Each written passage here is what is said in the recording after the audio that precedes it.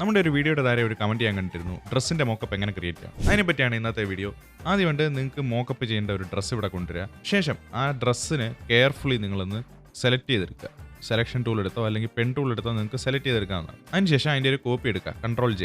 അത് കഴിഞ്ഞിട്ട് നിങ്ങൾക്ക് വേണ്ട ടെക്സ്ചർ ഫോട്ടോഷോപ്പിലേക്ക് ഇമ്പോർട്ട് ചെയ്യുക. ഇനി ആ ഇമ്പോർട്ട് ചെയ്ത ടെക്സ്ചർ ലെയറിൽ റൈറ്റ് ക്ലിക്ക് ചെയ്ത് ക്രിയേറ്റ് ക്ലിപ്പിംഗ് മാസ്ക് കൊടുക്കുക. ആ ഡ്രസ്സിലേക്ക് ക്ലിപ്പിംഗ് മാസ്ക് ആയിരിക്കുന്നത് കാണാൻ പറ്റും. ഇനി ചെയ്യേണ്ട കാര്യം ആ ടെക്സ്ചർ ലെയറിന്റെ ബ്ലെൻഡിംഗ് ഓപ്ഷൻ മാറ്റി മൾട്ടിപ്ലൈ ആക്കി കൊടുക്കുക. കുറച്ചുകൂടെ ഒരു ഒറിജിനാലിറ്റി വരാൻ വേണ്ടി എഫക്ട്സ് കൺട്രോളിൽ പോയിട്ട് ബ്ലെൻഡിംഗ് ഓപ്ഷൻ ക്ലിക്ക് ചെയ്ത് അണ്ടർലൈൻ ലെയറിൽ റൈറ്റ് സൈഡ് കാണുന്ന വൈറ്റ് സ്ലൈഡർ ഓൾട്ട് പ്രസ് ചെയ്ത് ശകലം ഒന്ന് ലെഫ്റ്റിലേക്ക് സ്ലൈഡ് ചെയ്ത് കൊടുക്കുക. ഇപ്പൊ അത് കുറച്ചുകൂടെ ഒന്ന് ബ്ലെൻഡ് ആയിരിക്കുന്നത് കാണാൻ പറ്റും. ഇങ്ങനെയാണ് ഡ്രസ്സിന്റെ മോക്കപ്പ് ചെയ്യുന്നത്.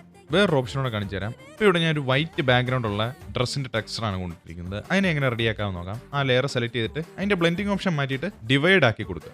അപ്പോൾ ഇങ്ങനെയാണ് ഡ്രസ്സിന്റെ മോക്കപ്പ് ഫോട്ടോഷോപ്പിൽ സിമ്പിൾ ആയിട്ട് ക്രിയേറ്റ് ചെയ്യുന്നത്. ഇതിലും വലിയ മെത്തേഡുകളൊക്കെ ഉണ്ട്. അത് നമുക്കൊരു വീഡിയോ ആയിട്ട് ചെയ്യാവുന്നതാണ്. വീണ്ടും കാണുന്നവരെ എല്ലാവർക്കും ബൈ.